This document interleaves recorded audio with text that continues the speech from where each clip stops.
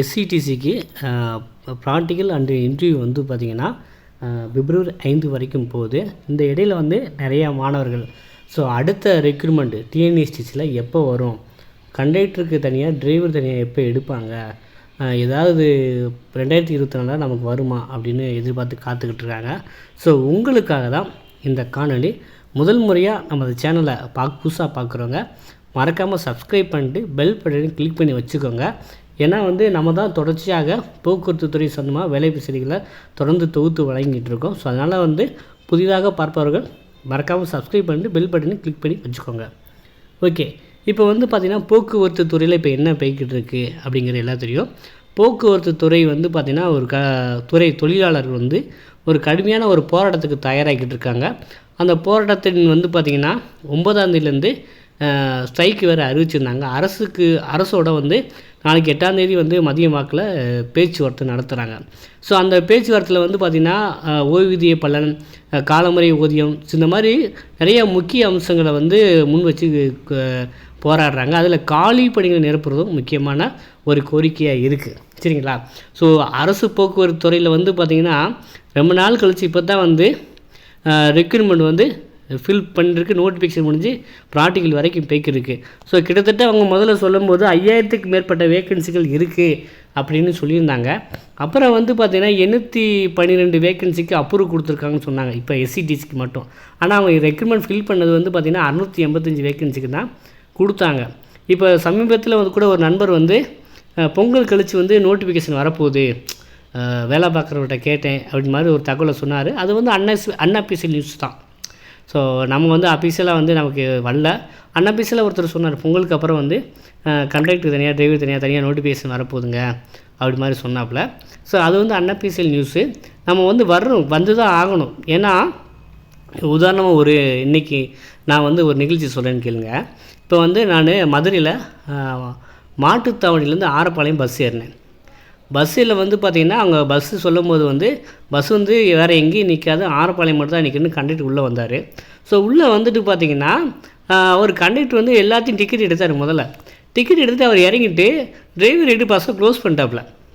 அந்த பஸ்ஸு வந்து பார்த்திங்கன்னா கண்டக்டர் இல்லாமல் நேராக வந்து பார்த்திங்கன்னா ஆரப்பாளையத்தில் வந்து நிப்பாட்டுச்சு. இதெல்லாம் ஏன் பண்ணுறாங்க அப்படின்னா கண்டக்டர் பற்றாக்குறையினால தான். சரிங்களா? இப்போ வந்து பார்த்திங்கன்னா போக்குவரத்து துறையில் ஏகப்பட்ட காலி பணியெல்லாம் இருக்குதாச்சு. நிறைய பேர் கண்கூடாவே தெரியும். சரிங்களா? அப்படி இருக்கிறதுனால இந்த ரெக்ரூட்மெண்ட் வந்து கண்டிப்பாக பண்ணத்தான் போகிறாங்க.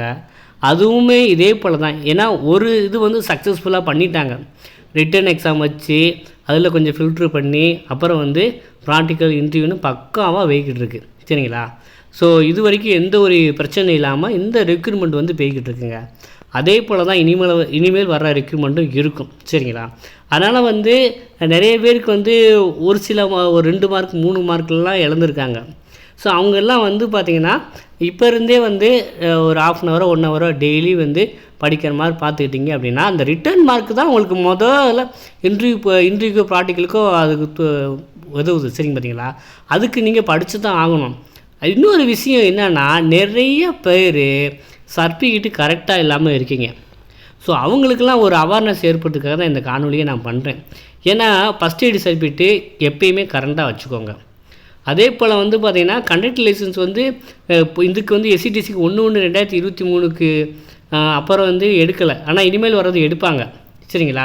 அதனால் வந்து லைசன்ஸ் வந்து கரெக்டாக, குறிப்பாக ஃபஸ்ட் எய்டு வந்து நிறைய பேர் வந்து எக்ஸ்பைரி ஆனதை வச்சுக்கிட்டு இருக்கீங்க. அதெல்லாம் வந்து போட்டித் தேர்வுக்கு தயாராகணும்னா கரெக்டாக ஒரு 1 இயருக்கு 2 இயருக்கு வர மாதிரி ரெடிமேடாக எடுத்து வச்சுக்கோங்க. ஏன்னா அந்த ஒரு பிரச்சனையால் நிறைய பேர் பரிந்து வச்சுக்கிட்டு இருக்கீங்க.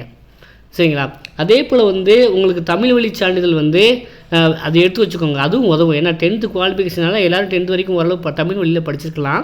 அதனால் தமிழ் வழி சான்றிதழ் வந்து எப்படி அப்ளை பண்ணனா இ-சேவை மூலமாக வந்து நீங்கள் தமிழ் வழி சான்றிதழுக்கு வந்து அப்ளை பண்ணி வாங்கி வச்சுக்கலாம். அது என்னன்னு பார்த்தோம், அதை முதல் வாங்கி தமிழ் பிஎஸ்டிஎம் வாங்கி வச்சுக்கோங்க. அது பிஎஸ்டிஎம்னா person studied in Tamil medium, அதான் தமிழ் வழி சான்றிதழ். அதுவும் வாங்கி வச்சுக்கோங்க. ஃபஸ்ட் எய்டு சர்டிஃபிகேட் ப்ராப்பராக கையில் வச்சுக்கோங்க. சரிங்களா? இப்போ வந்து டிரைவருக்கு தனியாக கண்டக்டர் தனியாக தான் அடுத்து வரப்போகிற நோட்டிஃபிகேஷன். அது எப்போ வேணால் வரலாம், மார்ச்சுக்குள்ளே வரலாம். மார்ச்சுக்குள்ளே நம்ம எதிர்பார்க்கலாம்.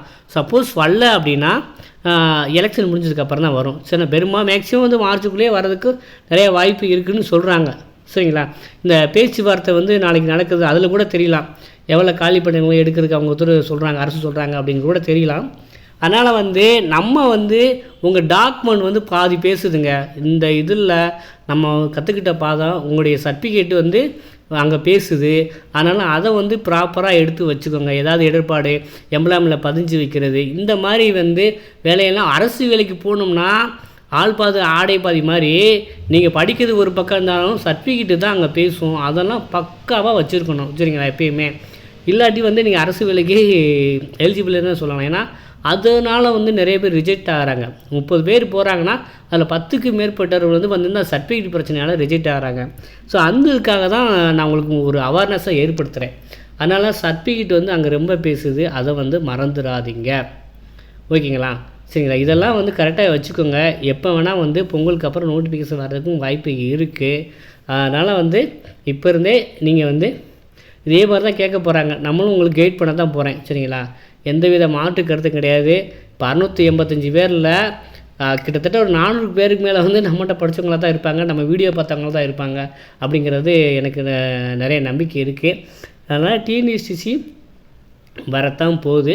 அதனால் அதுக்கு தகுந்த மாதிரி நீங்கள் உங்களை தயார்படுத்தி கொள்ளுங்கள். இது சம்மந்தமாக உங்களுக்கு டவுட் இருந்தால் கமெண்டில் தெரிவிங்க. அதே போல் நம்ம வந்து இப்போ நம்ம நேரங்காலம்லாம் பார்க்க வேண்டாம். படிக்க இதில் மார்க் கம்மியானா அடுத்தது படிக்கிறது முடிவு பண்ணிட்டேன்னா அதுக்கு உங்களுக்கு கைட் பண்ணுறேன். எனக்கு ஸ்டடி மீட்டில் உங்களுக்கு வேணும், கைடன்ஸ் வேணும் அப்படின்னு நினச்சிங்கன்னா உங்களுக்கு ஃபுல் கைடன்ஸ் வந்து நம்ம கொடுக்குறோம். ஸ்டடி மீட்டில் தேவைங்கிறத இந்த நம்பருக்கு வாட்ஸ்அப் பண்ணி நீங்கள் வாங்கி படிக்க ஆரம்பிக்கலாம், சரிங்களா? அதனால் வந்து சீக்கிரம் வந்து அறிவிப்பு வெளியாகலாம். அதுக்காக நீங்கள் தயார்படுத்திக் கொள்ளுங்கள். இந்த வீடியோ பிடிச்சினா மறக்காமல் லைக் பண்ணிடுங்க. உங்கள் நண்பருக்கும் இது தேவைப்படுதுன்னா அவங்களுக்கும் ஷேர் பண்ணுங்கள். நன்றி, வணக்கம். மீண்டும் சந்திப்போம்.